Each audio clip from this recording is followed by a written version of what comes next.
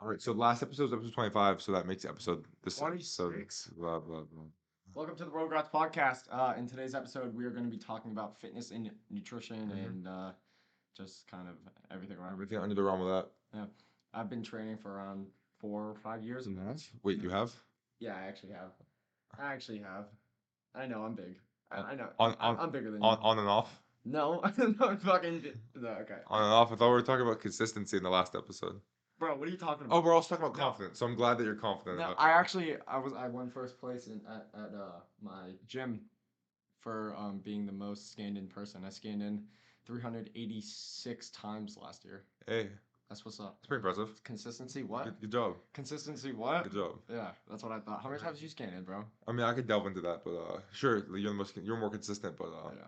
I was more consistent with how optimal I was training. Okay, okay. You know? Optimal schmuck. Sure, you had 308 times, but maybe 190 times with a little more rest might have been a little more effective. I think bro's just jealous. Perchance. Perchance, yeah. All right, so Eddie, how long have you been training for? Let's see here. Mm, much longer than Eamon. No, no. No, No, actually, like less. a lot. I Yeah, think, I think for a year less than you said 4 years. yeah. So So I started training in 2020, like directly, like consistency. Consistently, I started training in 2020 once COVID happened. yeah, you started February 2020. Yeah, I started September 2020. yeah. So yeah, so what, like three and a half 3 months. years? Yeah. Yeah, I've been training for 3.5 years, and I've definitely gone through like a lot of phases on how I Yeah. trained, my focus, and overall like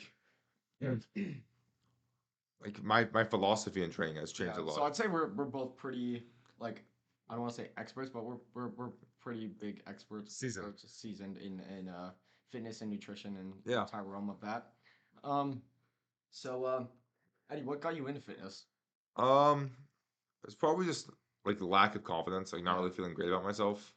Like, I would say probably seeing you and your brothers. You guys are always like you guys are like very strong. You Yeah. guys started working out before us. You guys have like a I pretty good know physique. you don't have to tell me. So I was all like, yo, these guys are looking big. Like, and I've always like kind of like worked out. I always like do Yeah. push-ups in my house. Yeah, you always played sports and shit like Yeah. that. So.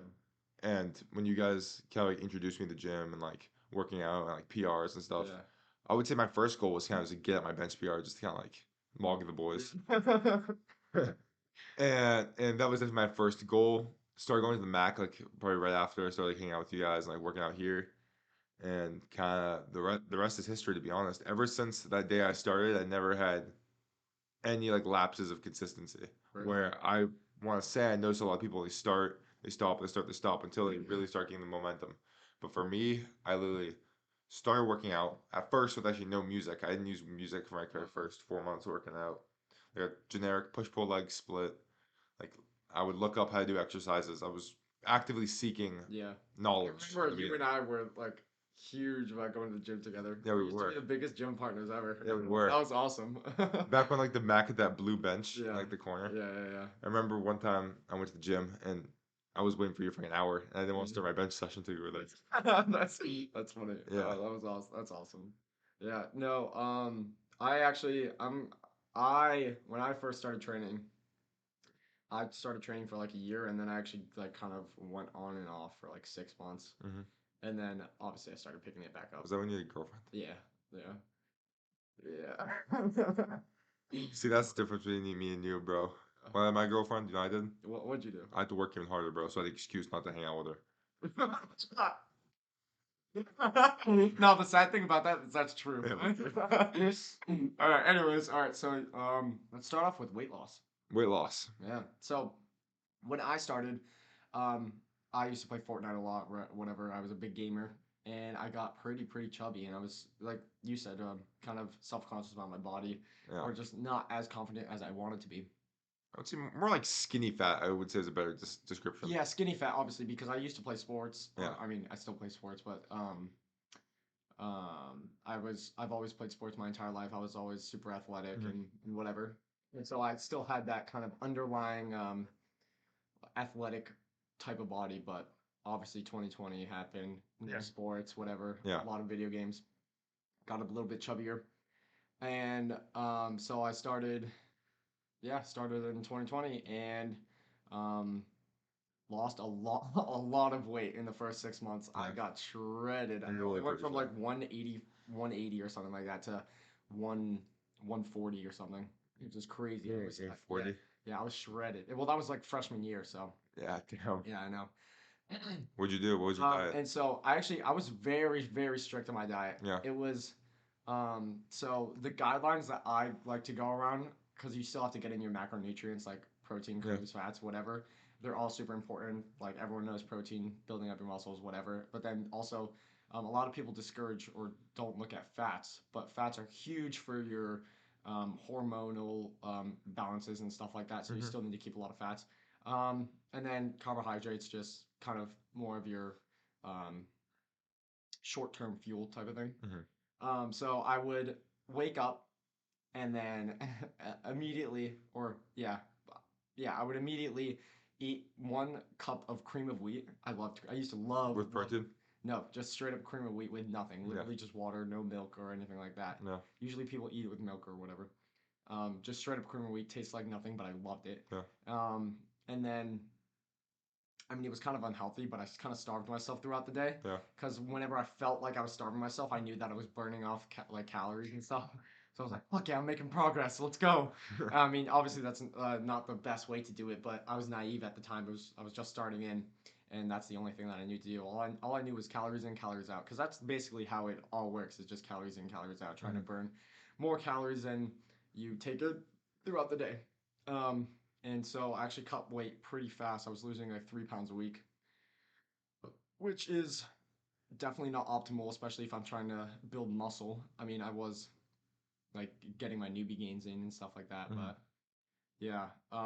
And I lost a pretty significant amount of body weight, which I Yeah. was pretty happy about. Yeah. And so that's kind of where my weight loss journey started. What about you? I know- obviously you're way more shredded now than you used to be. I feel like you Yeah, used to be a lot chubbier than you are now. definitely. So when I first kind of started working out, I was skinny fat, like not really that much muscle mass. Yeah. Wasn't really fat, but definitely wasn't skinny. And just going to the gym and just kind of focusing on consuming protein, that definitely helped me improve my body composition. And right, probably going into my sophomore year, I was relatively lean, like a little bit of muscle, nothing crazy. And then kind of throughout my sophomore year, I ended up just eating a lot of food. Like I was like dirty bulking like crazy. Yeah. And it ended up being like so right now I weigh 228 and at that my sophomore year is probably 2 inches shorter, significantly like less muscle, and I was 220, like Yeah. 222. And I was pretty fat. Like my face was Yeah. bloated and like I just like Yeah. didn't look good. And the way I kind of started to lose weight Did you was ever try to cut or anything like that, or did you just like, yeah, I did. At first, I started with tracking on MyFitnessPal, yeah, and that was really good for me. Just kind of learn like what like be able to gauge macronutrients yeah, just looking at the stuff. yeah, And I would just try to consume as much protein as possible without eating any shit and staying under my calorie limit. It yeah, wasn't a deep deficit. It was kind of like a body recomposition. yeah, Kept on that path for a very, very, very long time, and throughout just like a long time frame, I kept just eating a lot more protein than other things. Kind of yeah. Your being farts were crazy. yeah, they still are keeping a little slightly under my caloric maintenance, and obviously with just doing cardio, working out, it ended up working out pretty well. But I would say when I really started to get really shredded, like I didn't get shredded then.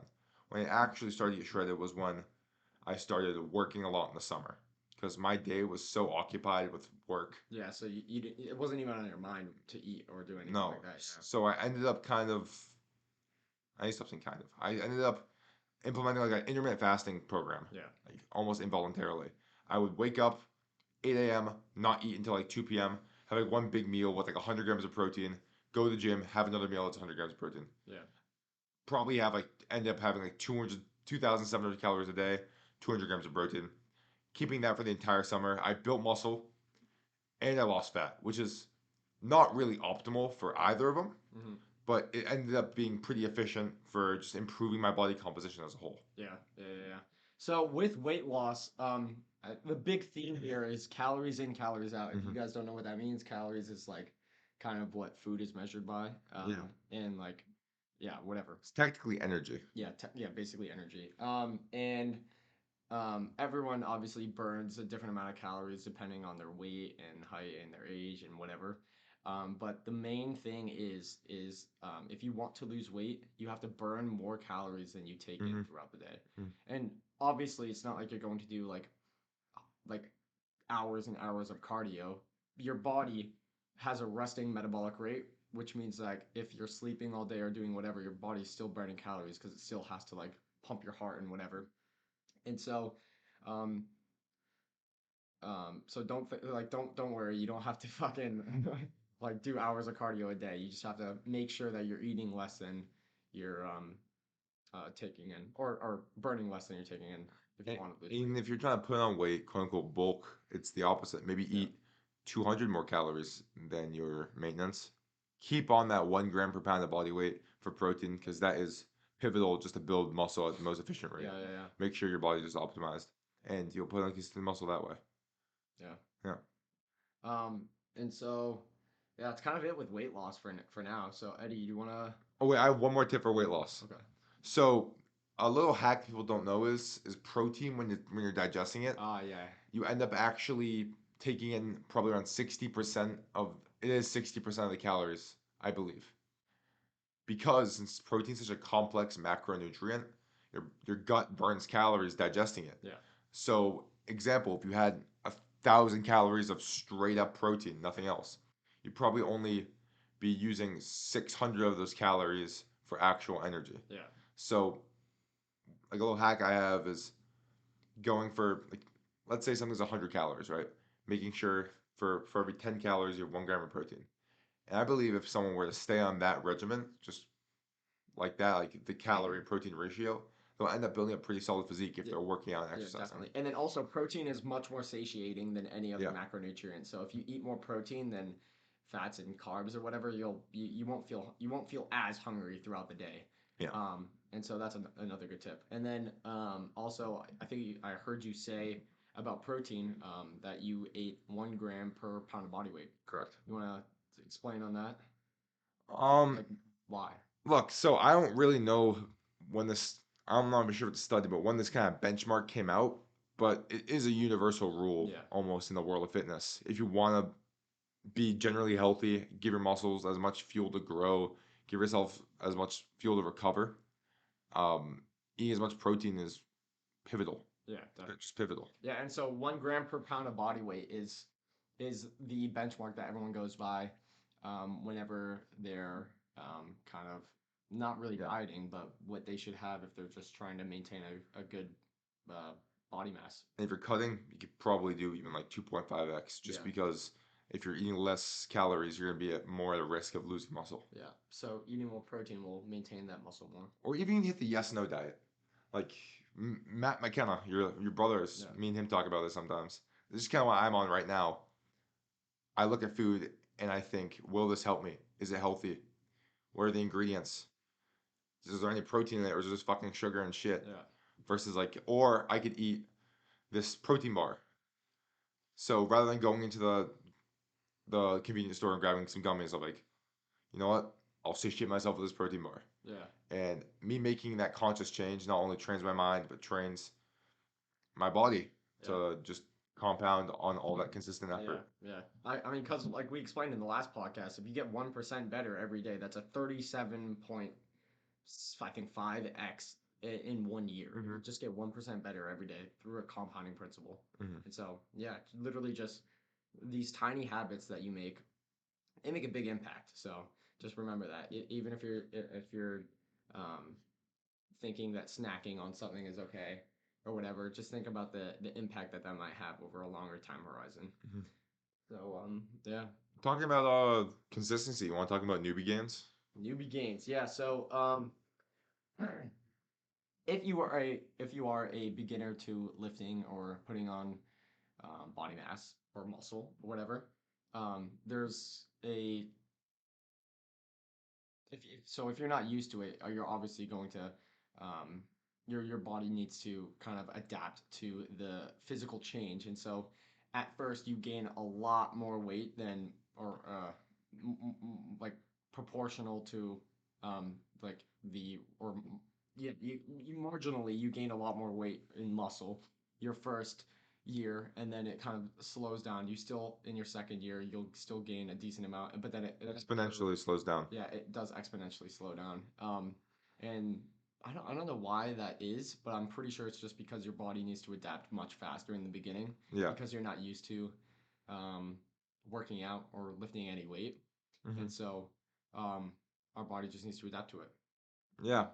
That's the same thing with pretty much when you're learning something. The more you learn, it's gonna be exponentially more difficult for you to learn more. Yeah. Oh, yeah, that's a perfect example. And when you run, same exact thing. Yeah, like you're gonna learn so much more in your first 20 hours of learning something new than your 10,000th to 15,000th Hmm. hour probably. Yeah. Yeah. So for fitness, what would you say your main goals are right now?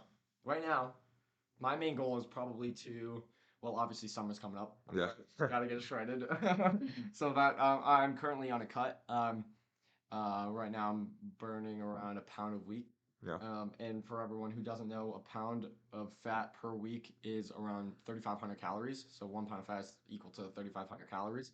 So my BMI or body mass index, or like how many calories I burn throughout the day if I were to do nothing, is 17. BMR, Yeah, BMR. Yeah, base metabolic rate. Yeah. yeah, basal metabolic rate is around 1,700 calories a day. And throughout the day, I'm obviously walking and doing everything else, so I count that in. That's probably 1,000 calories. So my maintenance, if I wanted to stay at the same weight I am, is around 2,700 calories. And if I want to lose a pound a week, then I have to burn. This is just rough math. I forget what the exact is, but I have to. I think it's around like 500 calories a day, or around maybe 450 calories a day. So I'll just do an hour on the bike when I wake up, or if I haven't done it, just throughout the day, I'll do an hour on the bike to burn that 500 calories a day. And it's actually not that hard Mm. because what I do is to make it not as hard on myself, I'll let myself go on TikTok or YouTube and watch whatever I want, and have a guilty pleasure then when I'm doing the when I'm on the bike, because in my brain it kind of equals out. Do you want to jinx it? No, I'll just watch whatever I want. Yeah. But yeah, that's kind of my caveat when it comes to going on the bike. And that bike ride better be mouth taped, bro. Yeah, of course, bro. Use code Rogue15 at Sports Sleep checkout. Link in the description. Because honestly, if you're not doing it, it's just the most practical way. Yeah, yeah. I mean, yeah, exactly. So zone 2 work. Maximizing your carbon dioxide. Yeah. Yeah. Carbon dioxide tolerance. If you're not doing that, you're honestly like it's not a waste of time, but there's a pretty solid opportunity cost. Yeah. Definitely. And so yeah, so one, I'm cutting, and then two, obviously I'm trying to Hypertrophy training. yeah, trying to gain muscle. And so I'm still eating that 165. So right now I weigh 165, so I'm trying to eat 165 grams of protein a day to maintain my muscle mass, and I'm hypertrophy training, which means that I'm training for the most muscle gain I can. Mhm. And so there's different types of training that people can do. Eddie, you want to explain on that? Yeah. So there's hypertrophy training, which is pretty much going to be trying to build up your muscle and volume and size. And then there's strength training, which people kind of get mixed up. You're not really training your muscle as much in strength training. You still. No, it's fine. This does this. That scared the hell out of me. I know, me too. I haven't done that in a while though. So the strength training, when people get mixed up and they think they're training their muscle for something else, when they're still training their muscle for hypertrophy when they're strength training, but what they're doing is they're training their central nervous system and their brain to be able to handle like larger loads and be able to like consciously fire off all those muscles, just get a larger output. Mm-hmm. And so the difference between those two different training methods is that hypertrophy training is more of a maximization in volume, so it like around 10 to 15 reps per set. And then strength training is around like I'd say probably 1 to 5 reps. Yeah. And overloading more weight on it. And so if your goal is to gain as much muscle as possible, I recommend hypertrophy training over strength training, because strength training doesn't really um, build up the muscle as well as hypertrophy training due to its toll on I guess the central nervous Yeah. system. It's a stimulus to fatigue ratio Yeah. that we're talking about. But that's even more of a macro scale, but there's even like a micro scale on what you can do to optimize your training. Let's say you're an athlete and you get, this is what I've kind of been focusing on, strength through length. So being able to train your muscle through the deepest range of motion possible and move as much weight as possible through that range of motion in a pain-free way. This can be seen with like the knees over toe guys. You ever seen that guy? I have not. He's like the ATG split squat. Pretty much one like you're going all the way over, getting that full stretch in your hip flexor, knee over the toe, ankle mobility is working, and being able to move through that deep range of motion. Or doing a dip, going all the way, full range of motion, all the way through. Mhm. Because it has been shown that working that muscle through that lengthened range can actually lead to more hypertrophic gains and also more longevity and tendon strength. Yeah, because I mean, if you think about it, if you're strength training, you're putting a lot of tension on your tendons and Yes. ligaments and stuff like that, compared to hypertrophy training where you're using less weight, and that means less stress on your ligaments and tendons. Yeah. And then also, if you think about it, when you're building muscle or when your muscle builds, what happens is that, say you were to pick up a weight and do a couple of curls, your muscle fibers in your bicep or Mhm. whatever, they rip apart, and the way that they repair is they use the obviously protein, but they stack on top of those. Inflammation. Yeah, they stack on top of those and then repair it through that, and that's why it gets bigger and bigger and bigger over time. And so if you were to think about it like that, more hypertrophy training, more reps, can continue to more kind of tears in that muscle. Yeah. And some more stuff, if you're trying to optimize for different things, is moving weight as fast as you can, explosive, that can condition yourself for explosiveness and athletic performance. And along with stuff like learning the difference between the eccentric, concentric, and isometric. So concentric is on the way up. That's pretty much where you're doing the most work. Eccentric is going on the way down, like this, like a bicep curl is like so here, concentric, down, eccentric. And isometric is kind of holding in a stagnant position. Yeah, and a term that a lot of people like to use when hypertrophy training is time under tension. I know Yes. you definitely specify that. I do. So actually, you haven't seen me work out in a while, but I'm not as crazy as I was about it before. So I used to go timer attention as much as I could in the concentric, as much as I could in the isometric, as much as I could in the eccentric, even as much as I could in the isometric. And I noticed for at least me being an athlete, I should probably try to move the concentric at a relatively solid speed. Yeah. But for the eccentric, I think going as slow as you possibly can is going to be super Yeah. beneficial. You're also much stronger on the, what's it called? Eccentric. Eccentric, because of the how gravity works. Yes, literally. So it's gonna be a very easy way to like overload your muscle. I see it all the time. Like people just go immediately right back down. yeah, and that they're leaving so many gains on the table that they don't even realize. Yeah. Like I think if everyone were to value eccentrics like as much as I did or as much as you're supposed to, everyone would be probably like 25% more jacked. I think that's how important it is. Yes, yeah. And that's why sometimes I'll be training like I'll do something where I'll do a cable low row. Then I'll switch it to then I'll let go of one of my hands and let the eccentric ride out like that. Mhm. Go like that because I'm demanding as much on this concentric on both hands, and then I'm overloading it with the help of gravity. Yeah, definitely. I heard you talking about something about being 25% more jacked. Yeah. There's actually a bunch of scientific literature that says creatine, Yeah. which is a huge supplement. I think it's the most studied supplement ever. Mhm. Actually, in the scientific literature, it says that it increases your body mass or muscle gains by around 30%.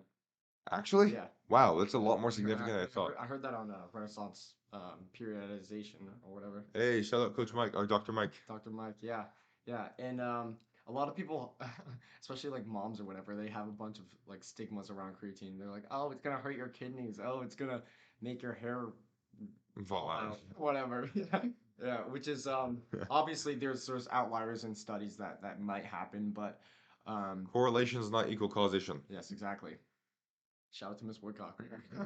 That's our stats teacher. Yeah, but let's move into supplements. I'm just saying 30% creatine, that's a lot more significant Yeah. than I thought. And it's not you take creatine once you'll gain 30% more muscle. It's over a probably 10-year period versus one person that's taking creatine, one person that isn't taking creatine. Yeah. The person that is taking creatine is recover more. And once again, that consistency will compound and Yeah. stack. And what creatine actually gives you is the energy in your muscles is called ATP, Yeah. and it increases the amount of ATP that you have in your muscles. So you'll be able to get at least one, two, three more reps in at the end of a set Hmm. if you take creatine Hmm. because of that extra ATP that is in your muscles. It also fills your muscles up with water, so you could possibly get a better pump, meaning a better mind-muscle connection, being able to uh, feel the contraction in your muscles better, Hmm. um, which is good for hypertrophy training. Hey. Yeah. And so that's kind of why creatine works so well is because it increases the amount of ATP that you have in your muscles. Um, and so, yeah, another big supplement that I love personally is vitamin D. Yeah, I take around 15,000 IU's a day, which is crazy. A lot of people think that's OD, but it's actually not because like everyone's sitting in their house and all that nowadays and stuff like that. And vitamin D is actually very, very essential for our body, and it's a very essential nutrient because we get it from the sun. And a lot of people, obviously, like I said before, aren't outside as much these days. And so a lot of people, most people, are very, very deficient in vitamin D, and it helps a lot with like testosterone and just like your hormones overall. And so I think it's very crucial to also take vitamin D because of how deficient most people are, and you don't even realize it. Pretty sure with actually I'm 100% sure with COVID, vitamin D was an essential micronutrient to combat COVID. And Yeah. since everyone was inside their houses, they had such a low quantity of vitamin D circulating in their system that everyone was compromised to COVID. Yeah, It was yeah, that's why it was able to spread so much definitely. faster. I never really thought of that, but that totally seems to correlate And did that when you happen? really think about Did they make us stay inside on purpose? We all got infected. it. Keep that in the DL. But something I've actually recently started is I'm not a big one. Like I eat vegetables here and there. I eat fruits, a little less than vegetables, but so my micronutrients have not always been there. I've taken multivitamin on and off, but recently I've talked to my mom about it, and she purchased me AG1. You know Oh what my that is? gosh, yeah. Dude, I want to get AG1 so badly. Yeah. Honestly, I might purchase it tonight. Or you honestly should, Yeah. because I've actually noticed a night and day. It could be definitely a little bit of placebo going Yeah. on. But over the past 5 days, you take it in the morning when you're fasted. I take that. Then it also comes with a free vitamin D3 K2 dropper. I have 3 servings of that because it's only 125% daily vitamin Okay. D. Like I need Yeah. more vitamin Yeah, D than yeah, that. yeah, definitely. And I take that with my electrolytes in the morning, chug some water, and it's just an awesome way to start the morning. Yeah. It's make sure I'm a well-oiled machine. So not only will I have my macronutrients, which I have been optimizing for the past 3 three years. years, Yeah. I also get the micros, which is gonna hopefully Definitely. give me super jacked athletic in time. One day, maybe one day you'll be as jacked as me. Yeah, maybe. I'll be in the perpetual cut. Yeah. Oh my gosh. And so another supplement that I actually use a lot is caffeine. Oh yeah, Yeah. me too. I think you take it a little more Yeah. than me though. I'm a little bit addicted to it. I can't lie.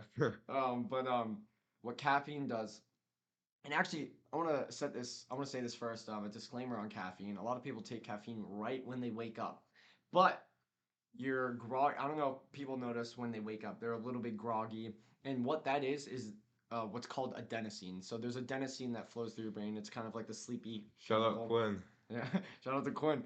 It's kind of like a sleepy chemical in your brain. And what happens is when you wake up, you still have a little bit of that adenosine flowing through your brain and stuff like that. And what caffeine actually does is that it completely blocks those adenosine receptors. So if you still have a little bit of adenosine flowing through your brain when you wake up and you take that caffeine, and it immediately blocks your adenosine. So there's still a little bit of adenosine in your brain. It's just blocked out. And when caffeine starts to die out, that adenosine blocker is no longer there. And so that's why a lot of people feel that caffeine crash, right? And so if you want to mitigate that, I think there's a little bit of scientific literature that says to take caffeine, I think 1 to 2 hours after you wake up to release that adenosine from your body. And so that after you take or after the caffeine dies out, you don't feel that caffeine crash. And so that's just one tip. On the contrary, is I don't know if it's contrary, but talking about consuming stuff in the morning, there's been studies that show that consuming electrolytes like an LMNT right when you wake up is just boost energy levels, boost your adrenaline, Hmm. and that can be a good substitute to kind of get you up and going the second you wake up. Yeah. Maybe give you some more momentum, and then have your caffeine 2 hours later. Yeah. Yeah. So how do you consume your caffeine most of the Yeah. time? Well, I'll wake up and then yeah, 1 to 2 hours after I wake up, I'll take some caffeine, Yeah. kind of to just get my brain wired, you know. Oh, but what's your choice? Oh, Ghost Energy, Ghost of Energy. course, yeah. I can't live without it. You're right. I agree. And then before my workout, I'll take some caffeine to I'll take another Ghost Energy drink, so around like 400 milligrams caffeine a day, which is a little bit crazy. No, it's actually FDA approved number though. Yeah, it is an That's FDA. the That's a limit. yeah, that's the limit. Yeah. Which is still probably I shouldn't be taking that much, but um, that's a conversation I should have with myself. But yeah, no, because what caffeine does, yeah, obviously it blocks those all of those grogginess hormones, like adenosine, whatever, um, and alerts you. Yeah, especially the energy drinks. They have some focus Yeah, chemicals and stuff. like beta alanine, and well, that's just Alpha one. GPC, Yeah, choline, all yeah, that stuff, exactly, which exactly, which all exactly. helps with focus and help you lock in on your lift. Yeah. So for me, with caffeine, on like a school day when I get out of school at 2 p.m., I always have an energy drink right after school. I don't usually have one during school. Sometimes I do, but Mhm. usually not. So I'll have the energy drink at 2 p.m., have my lift, go on my day, etc. But I notice on the days where I don't have school, like on the weekends or during the summer, I will work out first thing in the morning Oh, I as mean, I soon do as I that the can. weekends too. Yeah. As soon as I can, going pretty much electrolytes, usually fasted, just because when I just get up and after it, I'm a lot more efficient. Then I have an energy drink after that to kind of get me going for the rest of my day. And I don't know the post workout energy drink, even though it sounds a little bit it's a little ironic. Yeah. Tastes so good. I know it really does. Yeah. No, I mean like yeah, on the weekends or if a day that I don't have school, I'll immediately go to the gym and get after it. Right. And so I basically honestly I do the exact same thing. Instead of taking an energy drink after I work out, I'll just drink some coffee though. Oh, So that's probably yeah. a better move. Yeah. Yeah. Well, I'm not trying to go to like Rich Dale's again or the convenience store again. And spend some bread. Yeah. Yeah. Or no, not even Spencer bread. I'm just too lazy for that. But yeah. What's some other supplements that I use? Um, Just protein powder. I think oh yeah, I guess you could count protein powder as a supplement. no, it's definitely is a supplement, and it's overrated and underrated at the same time. So in people that are new to fitness, it's relatively overrated. They think, oh, I need protein powder. The second I have a scoop of protein a day, I'll start getting jacked. Yeah. No, Obviously, it doesn't work. that's not how it works. It'll help you reach your protein goal, one gram per pound of body weight. And then I notice people nowadays are like, oh, whey protein isn't a whole food. Like people that are more educated in fitness realm, whey protein isn't a whole food. You should have your sources from real protein, Like, yeah, which is probably the best possible route. But whey protein is real protein. yeah. It's just like a is It's a it? supplement. It's It's basically it's a, it's a supplement. You're supplementing your protein instead of eating a whole food if you don't have access to it. To it's efficiency yeah, maxing. yeah, efficiency, man. Yeah, making sure you're getting that protein without going out to the store. And I found it to be a lot easier, especially when you don't have that much money yet. I'm talking about myself. I don't have that much money yet. Uh, I don't feel like driving and paying for something expensive or just having the Yeah, time. And it takes like 5 seconds. yeah, I put a bowl, two scoops of oatmeal, 2 scoops of protein powder. That's 50 grams of protein, like 60 grams of carbs. It's a great meal. yeah. Oh, you love your protein oats. Yeah. Whenever you come over to my house, you're like, hey, can I have some protein oats? I'm like, yeah. You have it on now, protein cream of rice, because No, you gotta try protein cream of wheat, bro. no, I'm not a wheat guy. I'm rice because I'm trying to get off the oats because apparently they're not that good for you. Really? Yeah, I'm What did you see something? yeah. I saw something on TikTok or Instagram Reels or something. It's pretty much saying how like there's something weird about it to where it's like fake. It's like a fake health food. Hmm. Oh wow, that's interesting. I'll have to look that up. Yeah, Yeah, we'll let you guys know on yeah. our next podcast or Yeah. whatever. I still eat oats here and there because Yeah, they taste good. yeah. I don't know. I don't really like oats that much. But Oh, I'm gonna talk about isometrics and how okay. they can help with injuries. I know you post on the Road Rats Instagram page about you working out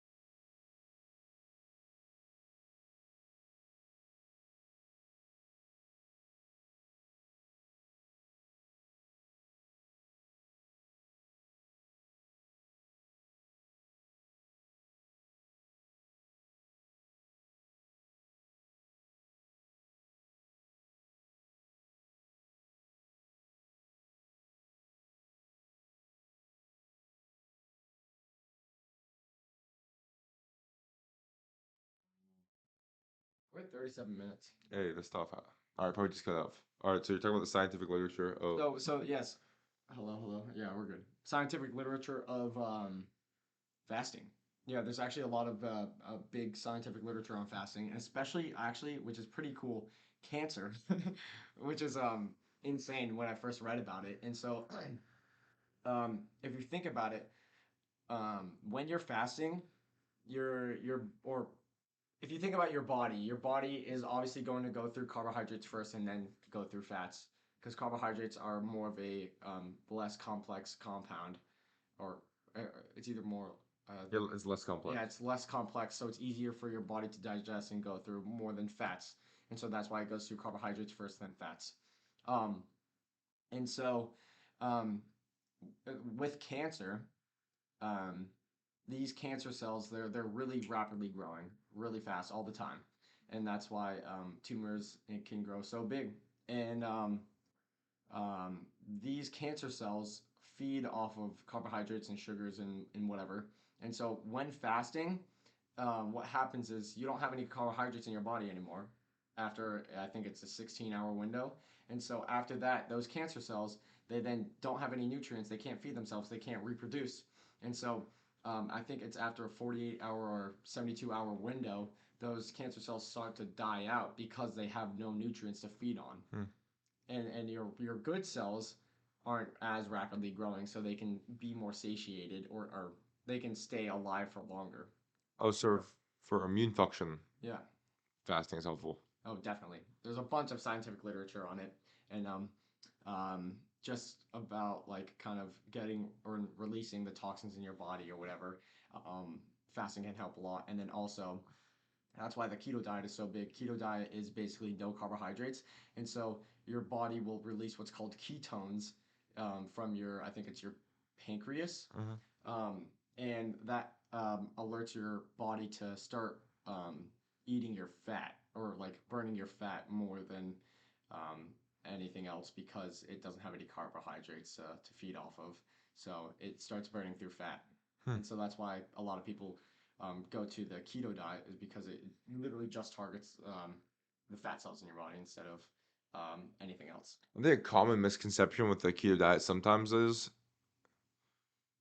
people think you lose weight insanely fast. No, no, no, no. But what happens is when you stop eating carbohydrates, your body will hold on to less water. Yeah. So you'll see a rapid weight loss in the beginning, and then kind of see it slowly teeter off, and be probably to the more consistent 1 pound to 2 pounds per Yeah, week. yeah, definitely. Yeah, no, especially if you stop eating carbohydrates, carbohydrates hold a lot of water in your body. So if you stop eating carbohydrates, yeah, you will see a significant amount of weight loss in a very short amount of time, but that's because you're just losing all that water weight. Hmm. Yeah, that was a great comment. All right, I mean, if you have 3 exercises to do for the rest of your life, what do you do? Ooh, probably some big compound movements to target a bunch of my muscles because I still want to stay like kind of I guess well-rounded. Mhm. So I'd probably squats Mhm. for my glutes, hamstrings, quads. Mhm. And then probably pull-ups for my back and biceps Yep. and rear delts.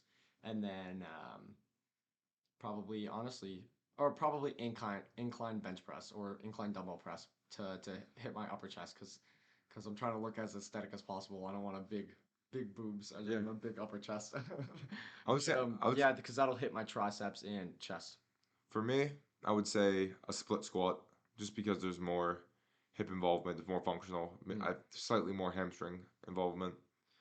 I was thinking at first, I was thinking overhead press, but probably a slight incline dumbbell bench just to hit the triceps, entire chest, and upper chest. If you can left over like two plates or whatever, I Yeah. think I heard that in the Renaissance podcast. What? If like the guy was talking like, yeah, you're a sick motherfucker if you can overhead press two plates. Yeah. Yeah, which is crazy. That's what I hope to get to one day. Overhead press? Yeah, Uh, two plates. Dude, Imagine. I can do 1 plate.